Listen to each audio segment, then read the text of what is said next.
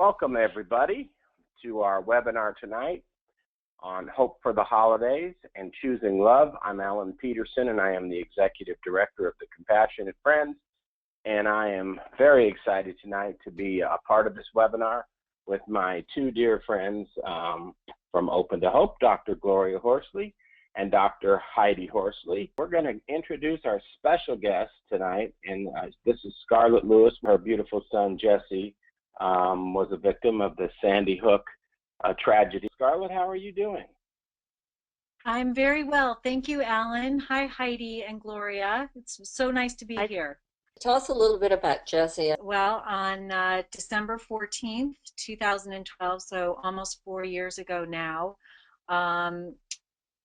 there was a mass shooting at Jesse's elementary school, Sandy Hook Elementary, where 20 first graders were shot and killed in 2 first grade classrooms and 6 teachers and administrators. And Jesse yelled for his classmates to run facing the shooter, and 9 of them were able to get out of the classroom, and then the rest of them were unfortunately murdered. And so this is a really difficult time of year for me, interestingly enough, because December 14th is our anniversary for a lot of parents, and a lot of parents are still here in Sandy Hook, so I'm kind of tragically blessed to have a community here of other bereaved parents. But it's not only the holiday, but it's coming up on our 4-year anniversary as well. Wow, and that's not long, and what a darling young man. Oh, he is adorable. And what an incredible story. I mean, the fact that he basically saved all these lives by telling kids to run. I wasn't surprised because, of course, I knew Jesse and his personality, but that really has helped me. That example of courage, I talk about that a lot. I use that example of courage in my life, in my own life, because, of course, after you've lost a child, it takes a tremendous amount of courage to continue to move forward, to continue to find gratitude, of course, and be an example if you have other children. So that his example of courage is really what guides me on a daily basis. I've traveled now in the past 4 years to about 15 countries and back and forth across our own country, talking about this message of choosing love. Jesse wrote 3 words on our kitchen chalkboard shortly before he died. He wrote nurturing, healing, love. Now, those 3 words aren't in the vernacular of a 6-year-old. They're not something a 6-year-old would normally say. They were phonetically spelled because he was in 1st grade and just learning to write. But those 3 words are in the definition of compassion across all cultures, and ultimately they form a powerful and profound formula for choosing love. So nurturing means loving kindness and gratitude. Healing literally means forgiveness. And love is compassion in action.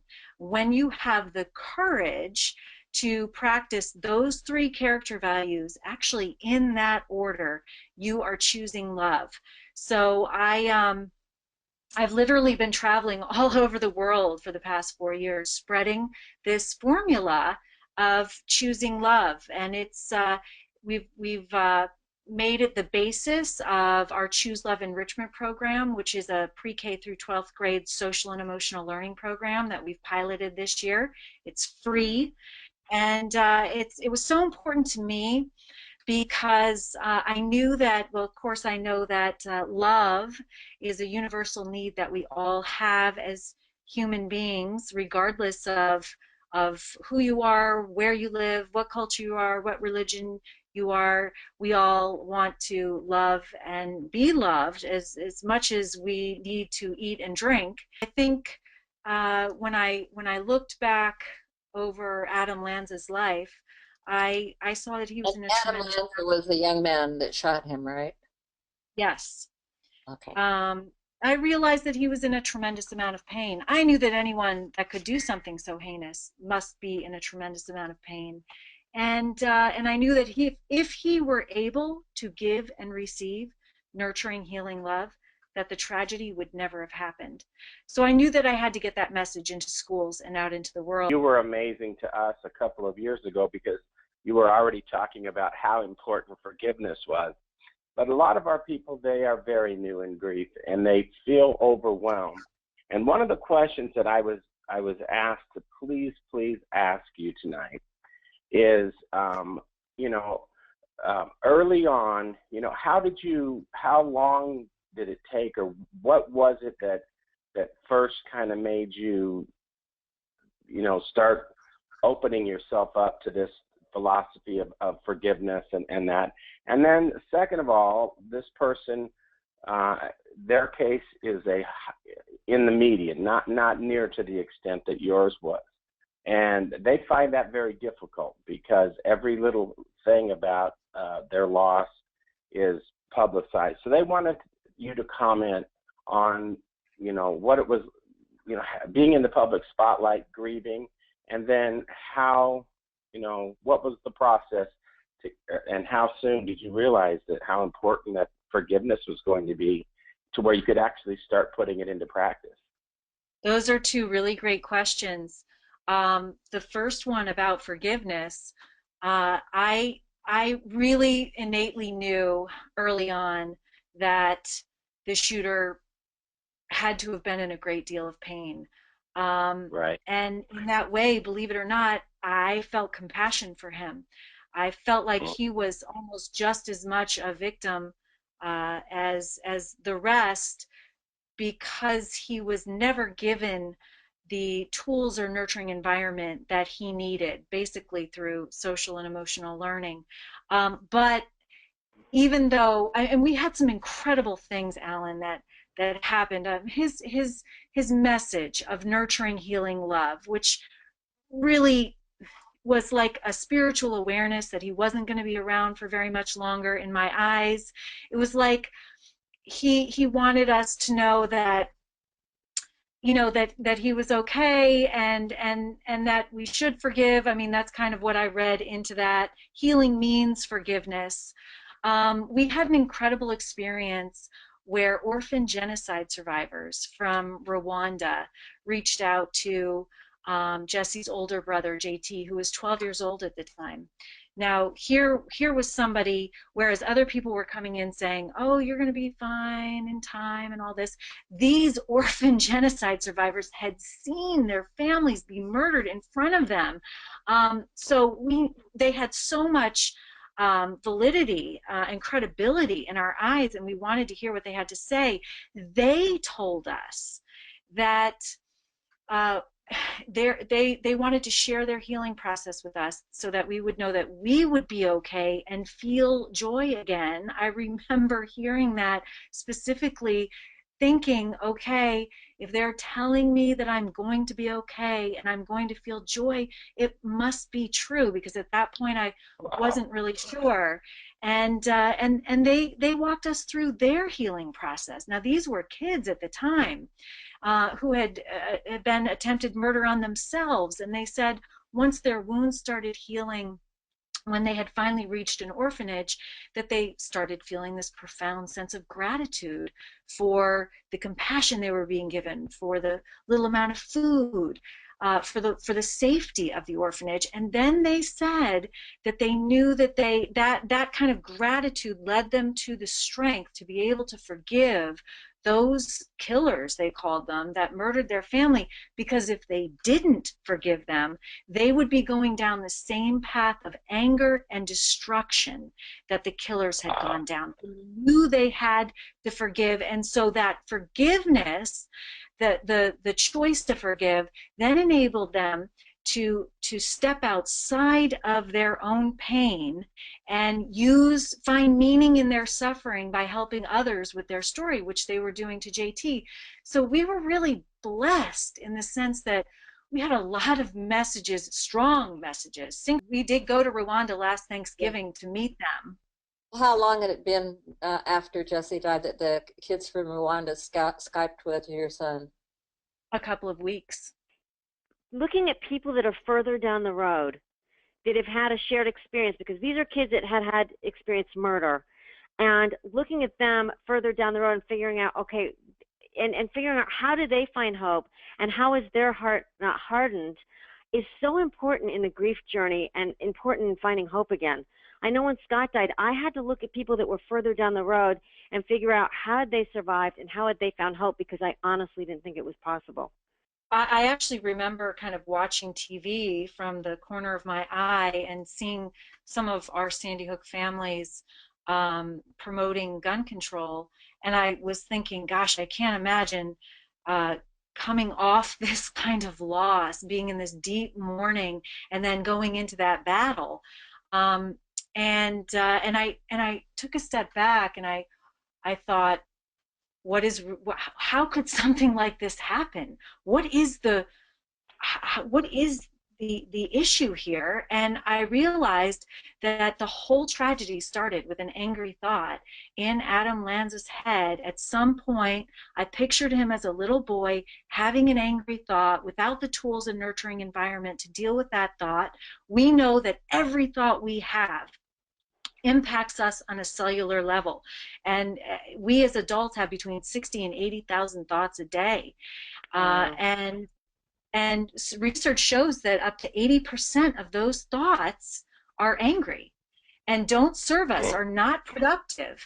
And so actually, that's how the Choose Love movement started. I got up at Jesse's funeral and I said, people are asking me, what can you do? And I said, there is something you can do. This whole tragedy started with an angry thought, and the amazing thing is an angry thought could be changed. It could have been changed at any time. So I asked everybody to please think about what you think about and actively change one angry thought into a loving thought every day. And I said, by doing that, you'll make yourself feel better, you'll positively impact those around you, and through the ripple effect, you'll make this a more peaceful and loving world. People got back to me about a week later and said that simple act changed their life. Being the parent of a murder victim is difficult. I mean, we had a reporter that posed as one of my classmates to try to find out where the funeral was. I know that some parents had reporters hiding in the bushes and taking videos of their funerals and things like that. I think for me, I kind of had an agenda that I used the media for, and that was to spread Jesse's message. From the very beginning, I knew when I saw that chalkboard message that I would spend the rest of my life spreading this message of nurturing, healing love. So I remember one of the vans driving up into the front of my house, and somebody went out there angrily to shoo them away, and I said, no, come in. I said, I want to share something that my son wrote on our kitchen chalkboard. Will you help me do that? And he said, I will do it respectfully, and it's my honor. And so I believed him, and we had this incredible interview. He was so kind and respectful, and really my experience with the media has been that they have been very respectful. You do seem that that you're very it seems a little bit violating because you see your name in the paper, but I honestly think it's some of it is your perspective and how you view that. You're not used to it, but the majority of the media are really wanting to do a good job in covering your story and wanting to honor your loved one, and they do feel respect and remorse. And I think the general public also wants to find out details. They're horrified, and I think they want to be a part of the solution. And so I I keep it positive. I make a choice to keep it positive. I've got somebody here who's responding to what you're talking about, and they say, I am so deeply sad. Work is so hard. It's hard to keep up. How do you go on? Have you felt that at times? Absolutely. You know, despite what this message of choosing love, I remind people all the time that I cry every day. And I'm still deeply grieving and probably always will be. And it's just, sometimes I feel like it's just grit, you know, that gets you through. Sometimes I remember, I kind of feel like sometimes I say that Jesse was on a mission and I was on a mission with him, and he got the harder part of that mission. I feel like we all have a purpose on Earth, and that Jesse had the harder part of the mission, and that now when things seem hard for me during the day, things I have to do, I think I got the easy end of the job. So I've got another question here where somebody's asking, Scarlett, it's amazing, and I have had some high-profile things that have gone on with my loss. I have a problem, though. Some of my family members don't like the fact that I'm talking about this. My mom, I remember she was listening to me talk in an interview, and I said, murder. And she said, gosh, you probably shouldn't say murder because that's a pretty strong word and it might turn people off. And I said, you know what? That's what it is. And that's the reality of it. And I'm sorry if it hurts other people to hear that, but, just little things like that. Mm-hmm. We've got another person who says just 3 months ago she lost a daughter in a car accident. It's her second child to die in a car accident. And she says that she feels worse than she did with the first, and I can't get past the pain and sadness I'm feeling. It's as though I'm stuck in my grief. I cry every day just thinking about my children. Yes, I'm angry at the person driving the car. My daughter was a passenger in it. God, what can I do to make positive strides in my day? It's very, very early. And, anger is a legitimate emotion, and sometimes we have to move through the anger till we can get to the other emotion, and anger is also empowering. And sometimes people are afraid to look at what's underneath the anger, which is incredible pain, incredible emptiness, and an incredible feeling of, being victimized, etc. So I think it's just a very legitimate emotion. The fact that she's reaching out is really important. The fact that she's getting support is really important, because we can't take this journey alone. We need to reach out to other people who have been on this journey so that they can help us when time gets really dark and when it's hard. Well, I wanted to say one other thing, Scarlett, and you might have a thought on this too. Adam Lanza, the young man that did this, he shot himself, didn't he? Was that correct? Or did the police shoot him? Or no, he shot himself. When people are living, it's also hard that caused the death. So I don't know what your thought is about that, Scarlett. Well, I have been asked that question. Do you think that it would be harder to forgive if Adam Lanza were alive? And I say absolutely it would. I didn't have to deal with that kind of high-profile trial and things like that. I've known people that have had to deal with that, and it's horrendous, absolutely horrendous. And here's another question.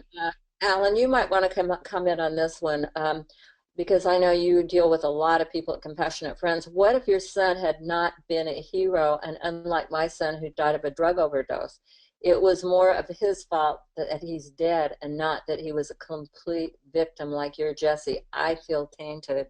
One thing that we learn in time, and it does take time, none of us on here believe that time heals, but what we do with the time can help us heal. And early on in our loss, a lot of times our focus is on how they died. And as we get down the road, we bond together because we realize that they died. And, the love didn't change no matter how they died. My daughter wasn't wearing a seatbelt when she was driving, which I was very angry about, because there's no doubt she would have survived her crash had she been doing that. in the end, I think it comes down to love. No matter how they died, we loved them, and we still do. And I think that what you're saying, Scarlett, that I think is really powerful, I want to make sure does not get lost, is because a lot of times people hear a story like yours and they're like, wow, how does this person do this? And you're traveling all over the world, but you said something very key, and that is, but you grieve as well. And you know, it's a friend of ours, Dr. Ken Druck, calls it being broken and whole. We can be broken and we can grieve, but there can be moments where we're more whole than we've ever been, where you found this beautiful work. And everybody is capable of that in their grief, every day, to take one little step, to find gratitude in one little thing and in the memory. And I just think that this message is so perfect for this time of year. You can be broken and you can be whole. And I love that Scarlett talks about choice points, which Dr. Darcy Sim talked about a lot too when she was here and alive. But, you know, it's a lot of work to find hope again. It's also a lot of work not to find hope again.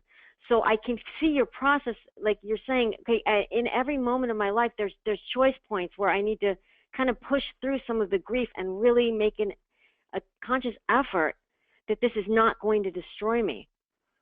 And I love that you're doing this, because it's such a tribute to Jesse's life. He was so alive, and he was so passionate about living. I remember being at my mom's house maybe a day or two after the tragedy, and I'm looking out her kitchen window at her bird feeder that she had set up for her and Jesse. They're both birders, and I remember thinking, you know, Adam Lanza murdered Jesse, but he did not murder me. He did not murder my son JT, and we are going to have a good life. We are going to find joy. We are going to do things. We're going to create new memories. I mean, we're going to continue to live our lives, and we're going to have a good life. And I didn't know what that would look like or how that would be, but that was a determination that I had. I didn't even know if it was possible, but I knew that's what I wanted. And hopefully that kind of set the tone. First step towards change is just putting it out there and giving it a voice. And that's what you did. And may I say one thing to this person whose child died of a drug overdose? Drugs took your child's life. Don't let them take yours. I think that's the message of this. You can do it too. And maybe you want to get involved in helping drug rehab, or, you know, some way to reach out. I think, don't you think, Scarlett, reaching out is important? And Ellen? I think it's so important. That's the last, when I think of the equation, the courage plus gratitude plus forgiveness plus compassion in action. And I talk about that. Compassion is feeling empathy, but then it's actually helping somebody.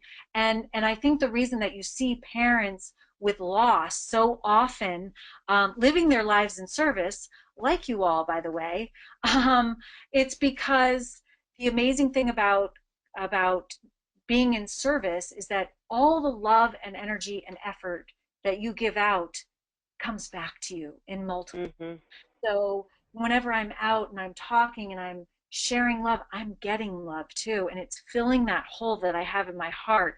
And it's really, really important. I feel like it's one of the greatest, if I can say, gifts that I've been given, and I say by Jesse, is my understanding that we are all just here on earth to help one another.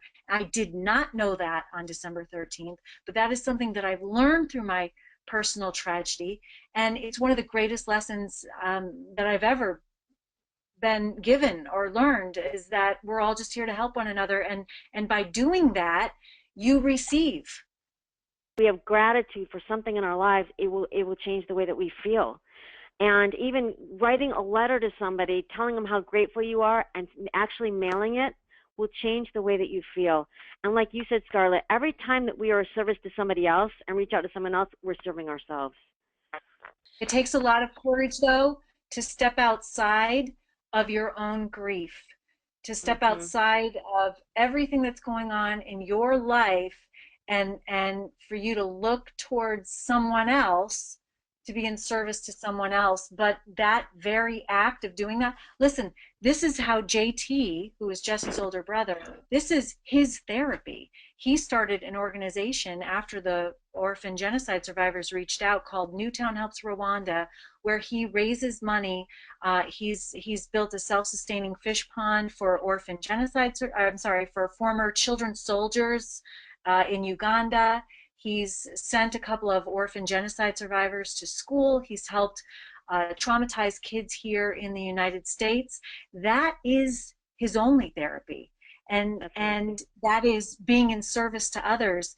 And I honestly believe, and there's a time for medication and everything, absolutely, but I think that in 20 years we're going to find out, when science catches up, that being in service to other people is the strongest form of therapy. I've seen it in JT's life and in my own. Well, it's very empowering, and nobody wants to feel like a victim. You know, that makes us feel helpless and hopeless. So turning our grief outward is so empowering. And I like what you said earlier, because we know that some people listening aren't there yet, and it's just they're so overwhelmed that they can't even think about taking that next step. So just to be really kind to yourself if you're in that place right now, and be compassionate with yourself. Yeah, I think it's important not to get isolated. Yeah, I've got a question here. It comes from Robert, and Robert's daughter was murdered, and Robert says that he has more than angry thoughts, but he literally feels hatred toward the person, the perpetrator, and that he feels like even letting go of even a little bit of that anger or hatred would be like not caring about his daughter. That's the torch, I guess, he carries. I work with a lot of families, we all do, and we find that a lot of them feel that continuous search for justice, even, you know, if they're the person who was the perpetrator is in prison or whatever, that carrying that is part of, you know, the love or whatever. What would you say to somebody? Well, this is Heidi. I worked with 9/11 families for 10 years, and they reminded me often that their loved ones were murdered. As Scarlett said, that's an important word to use, and not to minimize that kind of a death. It is murder. And the families that I worked with were very, very angry and very rageful. And what I saw long term, over the short run, it was a very legitimate emotion, and it is a legitimate emotion. I was very angry when my brother died. It's very legitimate. However, what I found was that over the long run, what ended up happening is a lot of the people I worked with, they ended up creating problems with their health. Some of them had health breakdowns. One person's gallbladder burst, and it ended up giving them problems with other relationships because they were so full of rage that it kind of kept people away from them. And so I mean, you guys can give this some voice too, but I would say to try to figure out ways to release your anger over time so that it doesn't destroy your own life. We have somebody who just texted in, Shane. Gist of it is that grief can be called an outward display of love, and the love that we shared with our child now that they're gone. And Shane ends with, may every parent realize that grief will continue forever because love continues forever. To have love is also to known grief. And I think that is true. I think in some ways grief has a bad rap. There's nothing wrong with grief. I think what we're talking about here is when it disables you, it can ruin your health, it can ruin your life. And when just connecting with somebody is not going to hurt you, feeling sad, having those moments. But I like to tell people, over time, you just come back faster. You know, you get that little tinge, and then you come back and you're able to move on and move in the world. But we don't want people to get too low, right, Scarlett? It's true, and I'm thinking about the definition of forgiveness, which of course, I didn't know anything about forgiveness on December 13th, and I learned this basically through my own experience. And that is, I mean, what do we hear about forgiveness in our society? We hear forgive and forget, right? Well, that makes that an immediate impossibility for us, and we think forgiving is zoning. We feel like forgiveness is a gift that we give the person who hurt us, but in actuality, what I realized through my own journey is that forgiveness is a gift that we give ourselves, and there's so much science behind the benefits of forgiveness, and actually research shows that when we make the choice to forgive, we have 70% less anger. And I remember giving a talk about forgiveness, one of my first talks to an at-risk youth group, really angry kids, and they didn't understand what I was trying to say to them about it. So I said, I'm going to show you what it means to me. I felt like I was attached to the shooter by an umbilical cord that ran out of my side into him. All of my personal power drained out of me in the form of anger and went into this, drained out of me through the umbilical cord into him, the shooter. I'm dragging him around with me everywhere. With this cord, I'm attached to him because I'm thinking about him and I'm hating him and I'm angry at him. And forgiveness for me was a big set of scissors. It just started with a choice. And I took that set of scissors and I cut that cord that connected me to pain. And literally, instantly, I felt my personal power rush back into me. And then one of the kids raised their hand and they said, how long did it take you to do that? And I said, well, interestingly enough, here's another thing that I learned about forgiveness. I made the choice very early on, but it doesn't mean that I don't fall back into anger, because I do. And that's another thing. We think, well, we're going to forgive, but we're still angry, and that means that we failed. You can't fail at forgiveness. You make a choice to forgive, and then you may have to, it becomes a process. It may be something that you have to do every day, several times a day, maybe for the rest of your life. And that's okay, because once you've made that choice, you're going to get those benefits. And those benefits, by the way, include health benefits, mood benefits. You're in control of your actions. You're not giving away this power to the person who hurt your loved one. You're not allowing yourself to be their victim, and that's really a big deal. I want to read something to you, Scarlett, from Kathy wrote in. It says, I feel so guilty that I have said that the driver who killed my daughter, that death wasn't enough punishment for him. And then there is Scarlett Lewis. Thank you, thank you, thank you for the webinar. Honestly, this is so powerful. I needed to hear this today. Wow. Forgive and forget. You forgive and remember, but what you make the top priority is to remember the love. But I know there are people out there who are involved in court cases, all sorts of things connected with the perpetrator. And we know it's hard for you right now, and our heart goes out to you while you go through this. It is hard to forgive when you're going through court cases and those kinds of things. So, circumstances make a huge difference, right, Scarlett? Absolutely, absolutely. When I open my heart to audiences, people line up to share their experiences with me, and the things that I hear, sometimes I am just completely without words. I remember when we interviewed Craig Scott after Columbine, and his sister Rachel was shot at Columbine and killed, and he was there, and he had to go through a process of forgiveness because the anger was ruining his life. And he finally said, forgiveness is like setting a prisoner free and finding out that prisoner is you. Beautiful. Yeah, absolutely. I heard it said one time that, forgiveness is something you practice. It's a practice that you do daily. It's not a perfection. It's not something you perfect. But if you continue to practice it and make it a part of your life, like you said, Scarlett, you get so many of the benefits from it. maybe we don't have to go head on with forgiveness. We can think about what we do have besides that as far as gratitude goes. I totally agree. That's part of the equation. It's courage first, because all of these character values that we're talking about take courage.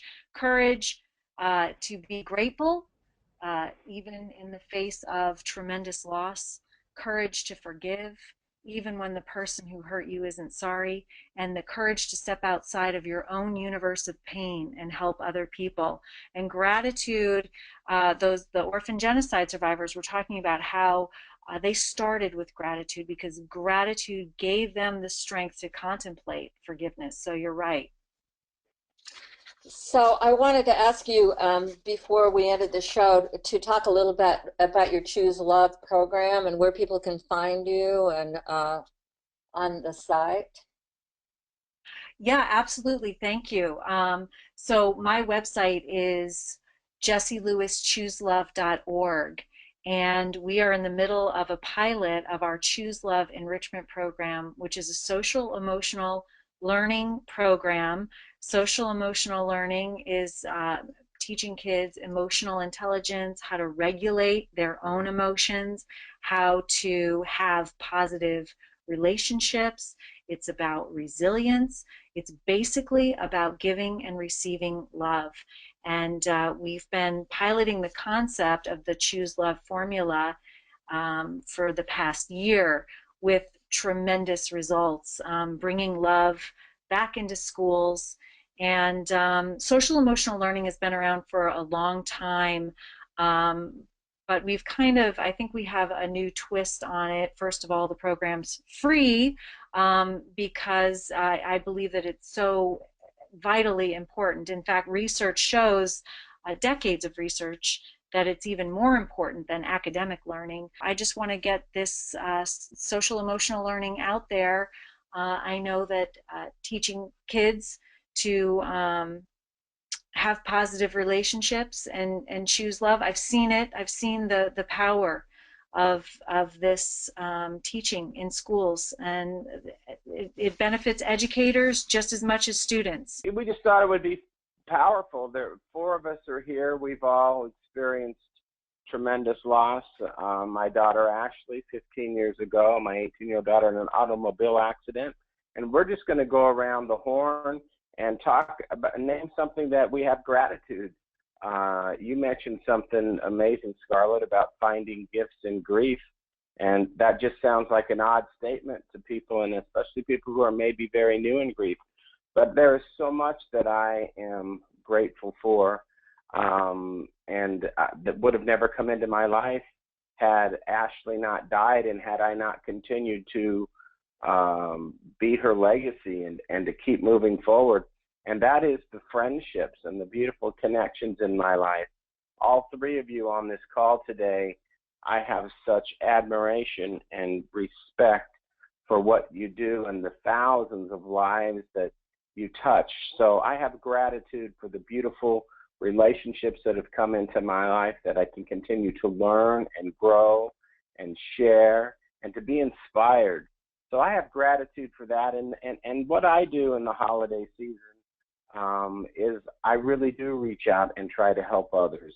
I agree with you, Scarlett, that, you know, of all the people I talk to, of the one thing that is the most healing for people, and especially in this time of year, is to do something for somebody else. No matter how much pain you're in, there is something about that that makes you feel, it gives you worth, it gives you purpose. And that expression, you know, for myself, the first Christmas that I was a dad who didn't have a daughter to buy a gift for, and I bought a gift for somebody that was given to a young lady who didn't have a father to get a gift from. And that started me on that track. So reach out and try to help somebody, and it will help you. I am very thankful that I've had my brother in my life for 17 and a half years. And I am thankful for him because every day he really inspires me to live my best life. I feel like I'm on this earth living my life not only for myself, but for him as well. I am thankful for all the people I've met on this journey, Some of you are on the phone tonight. Alan, I'm thankful for you, and you've become a dear friend of mine over the years, and I'm really thankful for Scarlett. I'm very excited. Please go to her website. I'm looking at it right now. I'm so excited about your message because emotional IQ is the most important thing in the world, and I'm a psychologist, and I am going to bring this website and Jesse's message to my class at Columbia next week. And I cannot wait to spread his love and this word, and he is doing as much in his death as he did in his life to change the world. So thank you, Scarlett. I am thankful to Jesse for giving me my mission in life, really. And also, Alan, back to something that you started out with saying, and what I've learned through the past 4 years is that we are all connected as humanity through suffering. Now, 4 years ago, I would have told you that it was through joy and good times, and it's really not that. That's something that I've learned, and so, for instance, I was having breakfast with someone from town this morning, and I was talking about this concept, and I said, you know, you and I would never have connected. He is a wood carver. He made me this beautiful hand-carved heart with nurturing, healing love on the front and Jesse's name on the back. And he's helping me with a painting that I did that I hung on the side of my barn as kind of my memorial. But I said we never would have connected, but we connected through suffering. And so many connections that I've made over the past 4 years, they're deep, they're real, they're meaningful, and I'm so thankful for them. Alan, you said the same thing, but I'm agreeing with you. It's just incredible the friendships that I've made within the last 4 years. I'm so thankful, and for the holidays, JT and I will be skiing in Vermont. We really haven't spent a holiday at home. It's still difficult for me. I'm not sure if we will. We're building. I tell myself we're enjoying moments, and we are building new experiences and new memories. So those are our plans. Well, I want to tell you, it has just been such an honor, Scarlett, to have you on here today. I know on behalf of all of us, we wish everyone who listens to this webinar, watches this webinar, to do what you can handle. Take care of yourself during this holiday season. Have a gentle holiday season. On behalf of the Compassionate Friends, you can find us at thecompassionatefriends.org, opentohope.com. We have so many resources available. If you want more good grief information, go there. And we are going to also put the Jesse Lewis Choose Love movement up on our Facebook page to let people know about it. Just what a wonderful endeavor. Thank you all for being a part of the webinar tonight. We want to thank Heather, our producer, Heather Horsley, who makes everything gonna come together.